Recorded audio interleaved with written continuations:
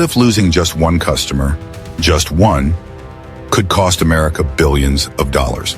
That sounds dramatic, I know, but stay with me. It's April 18th, 2025. Somewhere off the Gulf Coast, a tanker filled with liquefied natural gas sits idle, rerouted at the last minute. Its destination? It was China, but not anymore. Without much warning, China hit pause on importing American LNG. Not a delay, not a reduction, a full stop. 10 weeks, they said. But anyone who's been through trade disruptions before, anyone who remembers what happened back in the first Trump term, knows that temporary often becomes the new normal. Now here's the thing, this isn't just a story about energy exports or another chapter in the never-ending US-China trade war. This is about how one decision by one country can ripple through thousands of American values, billions in infrastructure, and the strategic future of the U.S. economy. You see, in the past decade, the U.S. positioned itself as a major player in LNG exports. Billions of dollars invested, ports expanded, fees created, contracts signed. And China? It was a key buyer. Not the biggest, but big enough. Big enough to matter. But now China's turning elsewhere, to Russia, to Iran, even to itself. In America, we're left with a question we can't afford to ignore. What happens when the world moves on without us? I want to take you through this story, not as a warning, but as a wake-up call, because the signs were there. And for those of us who've seen cycles of globalization and retreat, of boom and bust, this moment feels different, more fragile, more consequential. So let's unpack this together. Not just what's happening, but what it means for workers in Texas and Pennsylvania, for our energy strategy, and for America's place in a shifting global order. Ready? Let's begin. What if this isn't just about tariffs and trade? What if what we're seeing is something deeper, a quiet unraveling of a relationship that once shaped the global economy? When we talk about decoupling between the US and China, it's easy to picture it as just politics, just policy.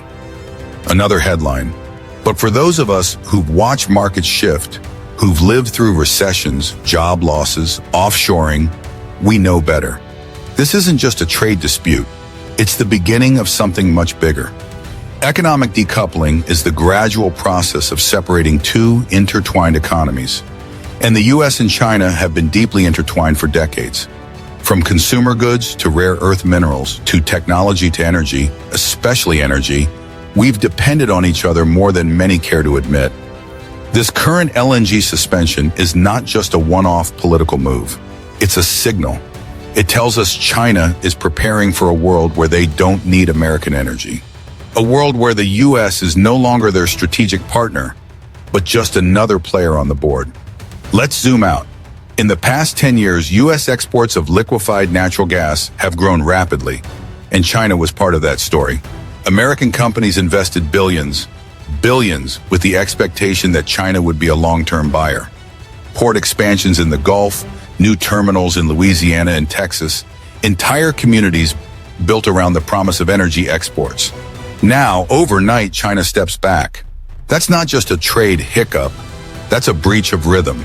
And it's not just LNG. Look at semiconductors, EVs, medical supplies. We're seeing this trend across multiple sectors, China building domestic supply and the US doing the same. I'll be honest, part of me gets it. Each country wants to protect its interests, ensure national security, and reduce vulnerabilities. But here's where it hits home.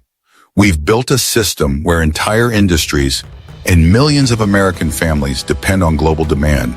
And when that demand disappears, even partially, the ripple effect is real. What happens to the welders, the technicians, the engineers? What happens to the retirement plans of investors who bet on 20-year LNG contracts with China? This is why I believe decoupling isn't just a macro issue, it's personal. And if we're not planning for it, if we're not diversifying our buyers, strengthening our infrastructure, and giving our workforce a clear path forward, we risk turning this slow drift into a hard break. We've been here before in different forms: steel, textiles, auto parts. The question isn't, can we adapt? Because we can. The question is, will we act early enough this time? Coming up, I want to walk you through what China is doing right now to replace American energy and why their backup plan is unfolding faster than most expected.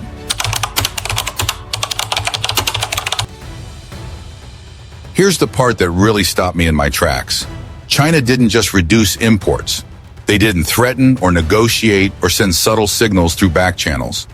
They suspended purchases of American LNG. Completely. Overnight. Now, for those of you who've worked in energy, infrastructure, or long-term contracting, you know how rare and disruptive that kind of move is. This isn't just a dip in demand. This is a full stop on a $2.5 billion pipeline of trade from last year alone. So, what gets disrupted? Let's start at the source. American LNG isn't just pulled from the ground and magically shipped overseas. It's processed, liquefied, stored, and transported through a massive chain of infrastructure, much of which was built with the expectation of consistent Chinese demand. Think about ports like Sabine Pass, Cameron, and Corpus Christi. Think about companies like Cheniere, Tellurian, or Sempra. Thousands of skilled workers, welders, pipe fitters, marine logistics coordinators, rely on that chain running smoothly. Not to mention the local economies that grew around these export hubs. Now imagine contracts getting canceled, tankers being rerouted, future investment pulled back. And here's something I think we don't talk about enough. Some of those infrastructure projects aren't just American, they're binational, especially in places like Mexico, where U.S. LNG firms have invested heavily to build processing terminals closer to Pacific trade routes. Those deals? Many of them had Chinese buyers in mind. So when China pulls out, directly or indirectly, the consequences ripple beyond just our borders. I recently spoke with someone working in LNG financing. He told me, every time a major buyer steps away, we don't just lose revenue, we lose time. Because those contracts, they're not one-year deals. They're often 15 or 20 years long. That's the kind of commitment that lets companies hire with confidence, invest in training, and plan with stability. Now, I don't want to sound alarmist, but I do want to be honest. If we pretend this is temporary, if we assume another buyer will just slide in to take China's place, we risk underestimating how connected and delicate this system really is. To me, this isn't about doom and gloom. It's about realism and readiness. Because while America waits, China pivots to Russia, into Iran, even to itself. In the next part, let's take a closer look at how China is not just replacing the US, but doing it with incredible speed and precision. And what that tells us about where global energy power is heading next.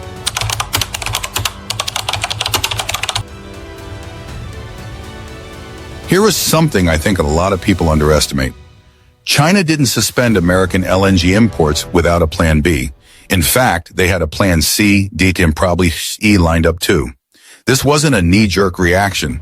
It was a calculated move and a long-term strategy that's been quietly unfolding for years. Let's talk about who stepped in when the US stepped out, or more accurately, when China shut the door. Russia, Iran, even domestic Chinese producers. Let's start with Russia. Despite the sanctions, despite the global scrutiny following the invasion of Ukraine, Russia has quietly become China's third largest supplier of LNG right after Australia and Qatar. They've done this through new infrastructure projects like the Power of Siberia pipeline, increased Arctic shipping capabilities, and long-term price agreements that give China security and predictability. Now, say what you will about the politics of it, I certainly have my own thoughts. But strategically, it makes sense from China's perspective. Why rely on a trade partner that might cut off supply due to sanctions or tariff disputes when you can turn to a neighbor who's practically begging to sell at a discount? Iran, too, is playing a bigger role than most in the West realize. While Iran doesn't yet export LNG on the same scale, its potential is enormous. And China is already working to deepen ties, not just diplomatically, but through investment in energy infrastructure and pipeline systems that could make Iran a major player in Asia's energy mix within the decade. What we're seeing isn't just China replacing the US. We're watching them restructure their energy supply chains to become more resilient, more diversified, and, here's the key, less dependent on any one supplier. And it's working. A Chinese ambassador recently said that their goal is energy independence with global flexibility. That's a fancy way of saying we want to buy from anyone, except when we don't. From a business standpoint, it's smart. From a geopolitical standpoint, it's a signal. Here's where I think we need to pay closer attention. As China builds these alternative channels, they're not just reacting, they're reshaping global energy flows. That means the U.S. is no longer the default choice for LNG, or for many other resources for that matter. And if we don't adjust to that reality, we could end up overproducing for a market that's no longer there.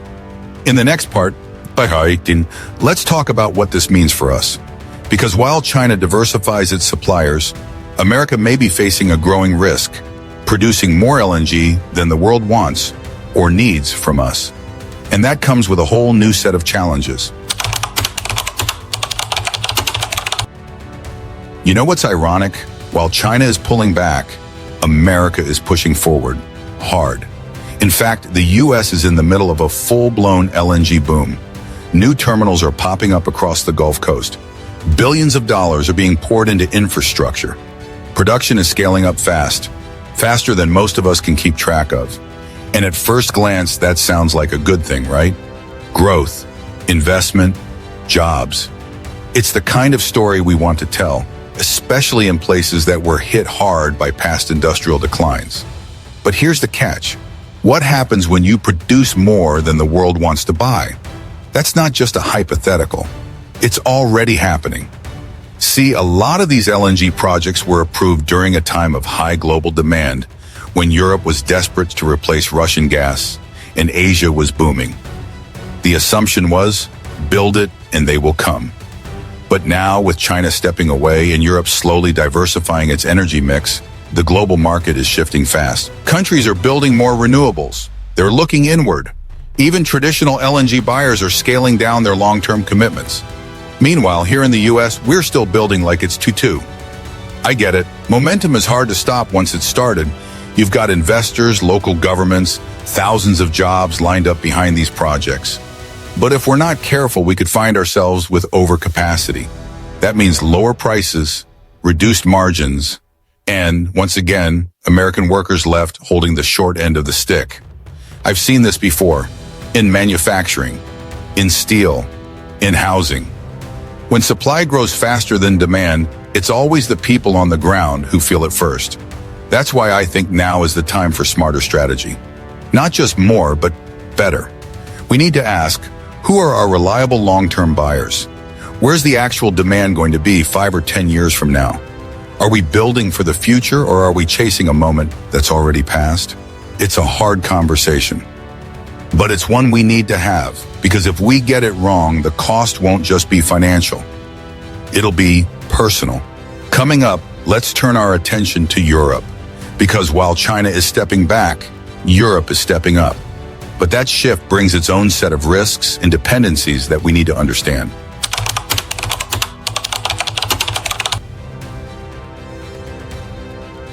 Here's something not many people are talking about.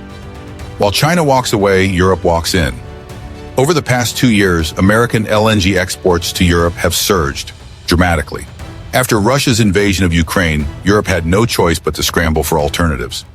Pipelines from the east were suddenly unreliable, politically toxic, or physically destroyed. And the U.S.? We were there, ready to deliver. At first, it felt like a win-win. Europe needed gas. America had it. Trade increased, contracts were signed, terminals were expanded. It was a geopolitical success, wrapped in an economic opportunity. But here's the uncomfortable question we have to ask now. Is Europe's growing dependence on American LNG really a good thing? For them or for us? Let's break that down. From Europe's side, there's the clear benefit of energy security. For now, American LNG filled the gap left by Russian gas, allowing European homes to stay warm and factories to keep running. But it came at a price, quite literally. U.S. LNG isn't cheap, especially not in the spot market. At one point in 2022, European countries were paying 4 or 5 times more for gas than they were just a year earlier. And even now, with prices stabilizing, many European governments are questioning the long-term affordability of relying on American energy. On top of that, it creates a new kind of dependence, not on Russia this time, but on a supplier halfway across the Atlantic, a supplier that might change its priorities depending on the next administration or the next election cycle. And from the American side, sure, we're gaining revenue, but are we becoming too essential to Europe's energy future? What happens if there's a crisis here? Hurricanes, cyber attacks, labor disruptions. Can we guarantee stable flow?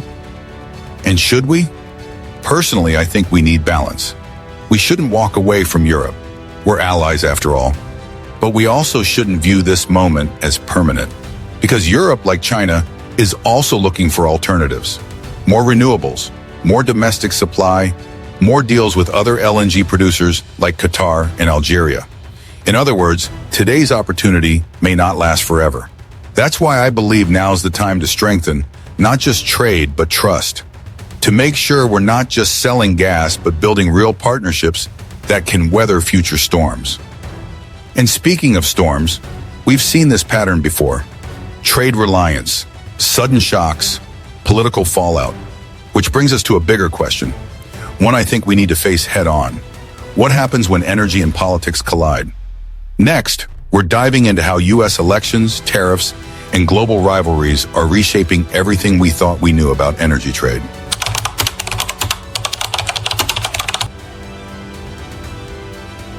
What if the future of American energy hinges not just on pipelines, but on ballots? Sounds dramatic? It's not, because the next U.S. election might shape the global energy map for the next decade and beyond. As we look ahead, one thing becomes clear. The LNG disruption isn't just a trade story, it's a power story. And power, both political and literal, is shifting. Let's start with the 2024 U.S. election and why it matters more than ever. In this high-stakes race, we're not just choosing a president, we're choosing a strategy toward China, Russia, and global trade. Some candidates have taken a hardline stance, advocating full economic independence from China. Others suggest a more nuanced approach, strategic interdependence, which keeps the door open for trade but with guardrails. The outcome of that election could dictate whether America doubles down on decoupling or begins to rebuild certain bridges. But here's what often gets missed. It's not just about politics. It's about the future of supply chains, energy security, and who gets to set the rules of global commerce. Take LNG, for example. If America keeps losing customers like China, we must ask, who replaces them? India? Possibly. Southeast Asia? Promising, but still fragmented. Europe? Already maxing out demand. That's why I believe the next frontier isn't just about replacing China, it's about rethinking our role in the global supply web. Instead of chasing short-term wins, the U.S. needs to lead in long-term infrastructure alliances, from clean energy tech with Japan to port development with ASEAN nations. And we can't overlook India's rising role. With its growing population, energy needs, and geopolitical balancing act, India could become the swing player in this new trade era. But only if the U.S. shows up, not just with geese, but with vision. Honestly, I've watched U.S. policy swing back and forth so many times. One administration builds, the next unravels.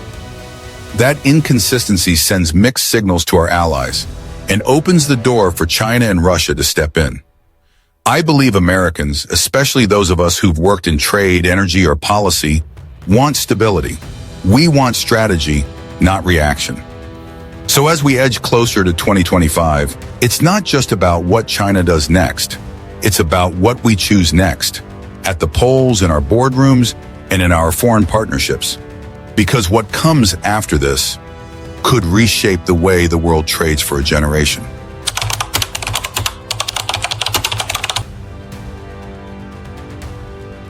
We are living through a moment that future history books will highlight.